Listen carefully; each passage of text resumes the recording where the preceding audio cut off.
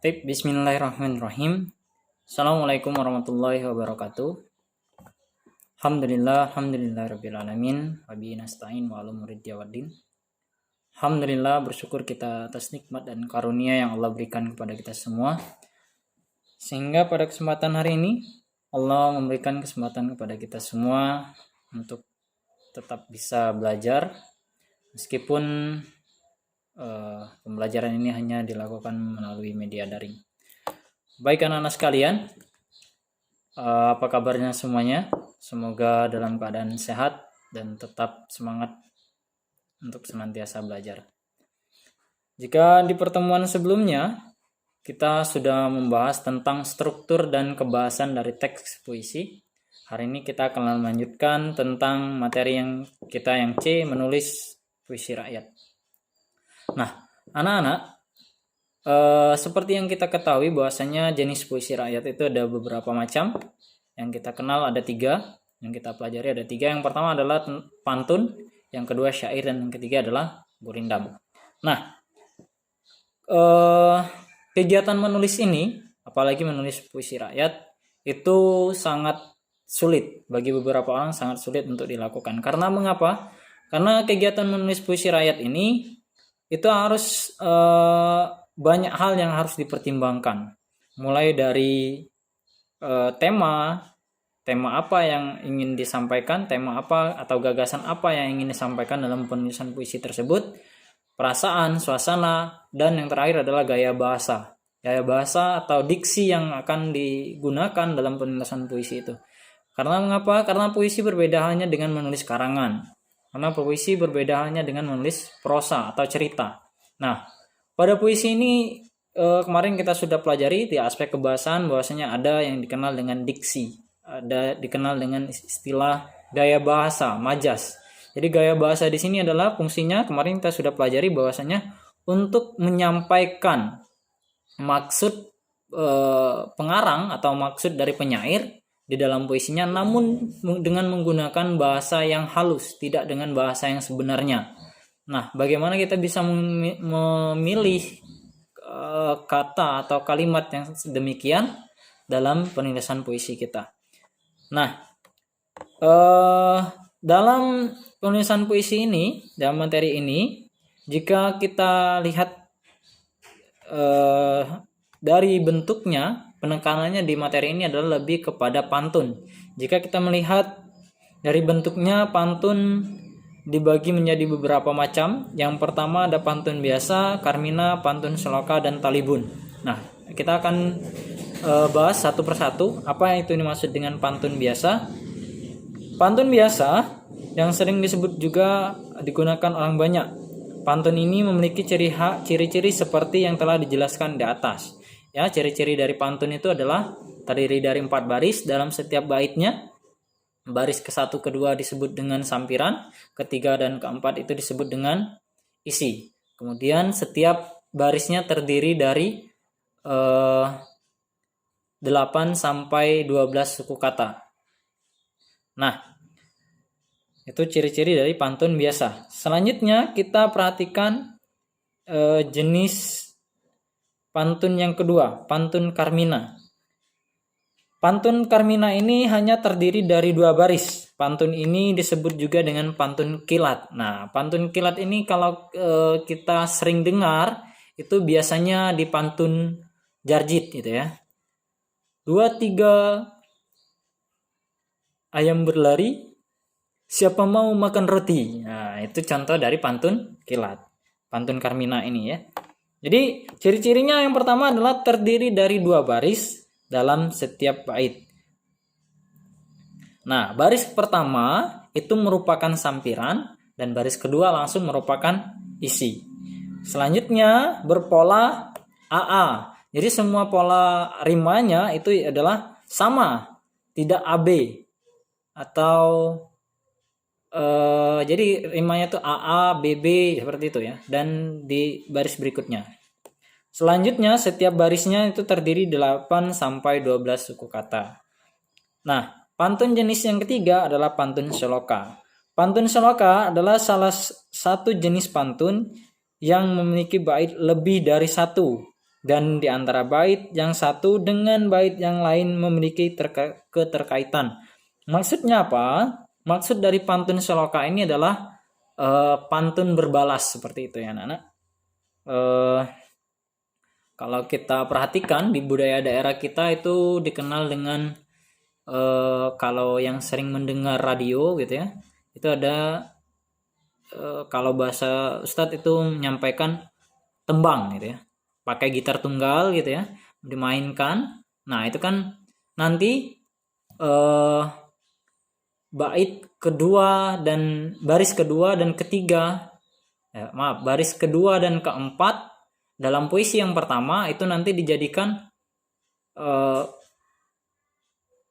sebagai sampiran di baris di bait puisi yang selanjutnya. Kita perhatikan contohnya. Baris kedua dan keempat pada bait pertama digunakan sebagai baris pertama dan ketiga di bait kedua. Mohon maaf tadi salah ya. Jadi bait pertama baris kedua dan keempat di bait pertama digunakan sebagai baris pertama dan ketiga di bait kedua. Jadi dia pantunnya saling berkaitan gitu ya.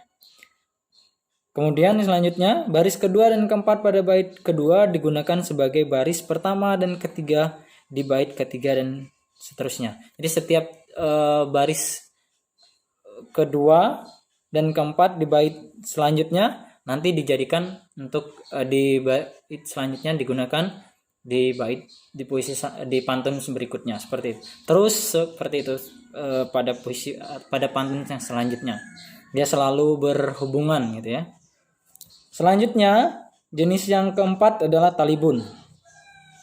Talibun adalah salah satu jenis pantun yang jumlah barisnya lebih dari 4 baris dalam setiap bait pantun talibun.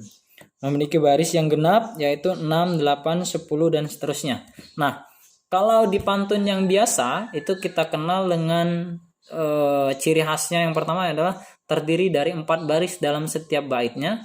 Pada pantun jenis talibun ini dia bisa lebih dari 4, bisa 6, 8, 10, 12 dan selanjutnya. Dia selalu hitungannya genap. Nah, ciri-cirinya apa? Jika satu bait berisi 6 baris, maka 3 baris pertama merupakan sampiran, sedangkan 3 baris selanjutnya merupakan isi. Sajaknya menjadi ABC ABC dan seterusnya ya. Jika dia terdiri 8 baris berarti 4 baris pertama itu merupakan sampiran, 4 baris selanjutnya merupakan isi. Dan begitu seterusnya. Kalau dia 10 berarti 5 baris pertama sampiran, 5 baris selanjutnya merupakan isi. Nah, selain dari pantun yang kita kenal bahwasanya jenis puisi rakyat ini ada syair. Ada berapa jenis syair yang kita kenal? Syair ini dipengaruhi oleh kebudayaan Arab ya anak-anak.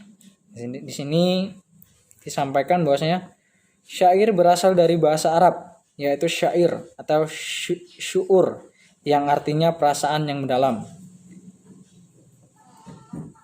Awal mula syair berasal dari Persia yang masuk ke Indonesia bersama dengan agama Islam. Syair lalu mengalami banyak modifikasi seiring perkembangan zaman sehingga menjadi ciri khas Melayu. Syair yang pertama adalah syair Panji. Kalau berbicara tentang syair, Ustaz di waktu perkuliahan dulu masih ingat dengan salah satu syair yang begitu masyhur, begitu terkenal, yang kutipannya Ustaz masih ingat, ini seperti ini. Inikah gerangan suatu mada mengarangkan syair begitu indah, tiada berapa lama hidupmu, di akhirat jua kekal tinggalmu. Jadi membaca syair, membaca pantun dan membaca puisi itu nadanya berbeda, jadi tidak sama. Ataupun dengan membacakan teks Pancasila, itu sangat berbeda sekali. Jadi kalau membaca pantun itu membaca puisi itu yang paling diutamakan, paling ditekankan adalah pada ekspresi mimik wajah. Kalau membaca pantun itu bagaimana kita ekspresi kita ketika membacakan pantun. Kalau di syair itu membacanya sedikit diayun seperti itu ya, seperti menyanyi gitu.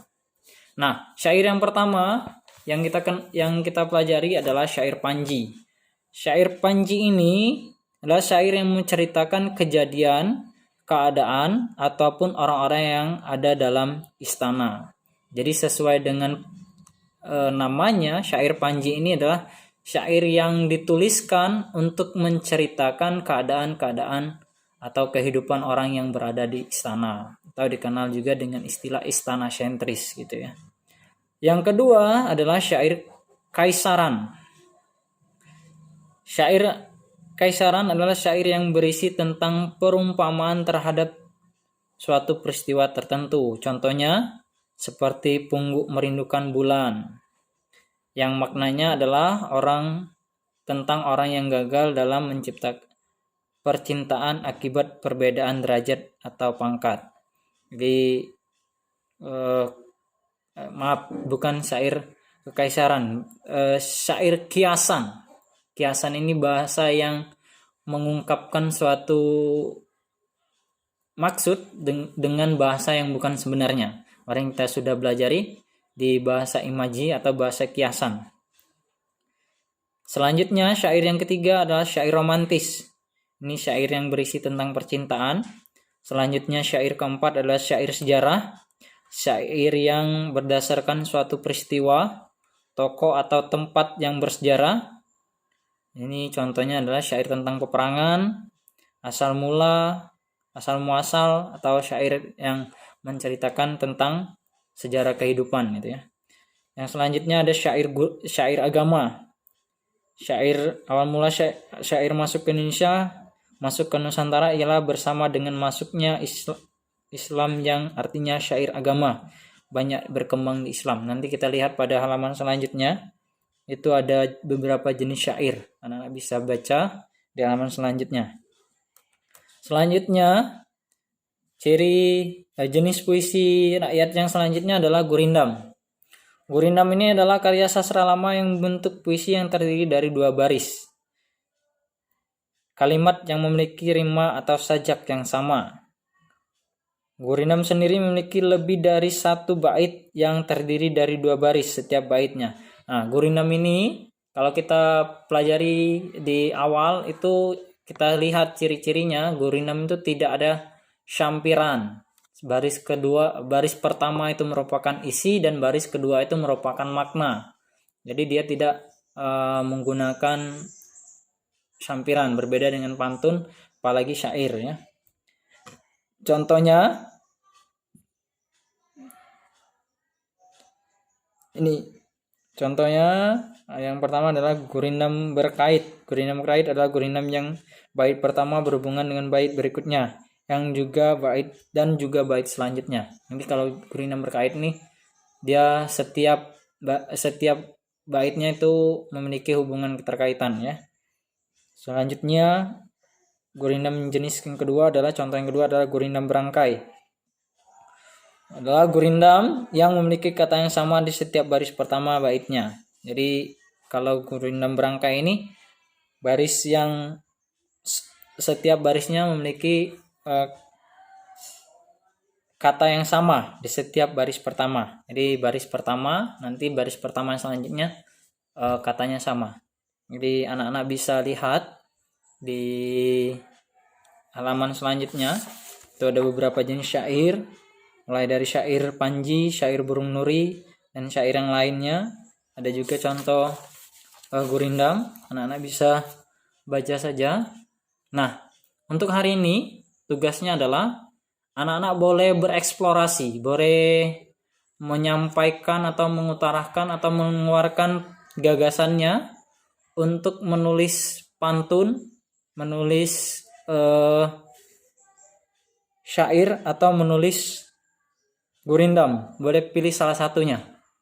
Jadi tuliskan satu saja, nanti dibacakan dengan membuat video dengan durasi pendek. Nanti silakan diupload di Google Classroom atau diupload ke WA Japri Ustadz bagi yang kesulitan.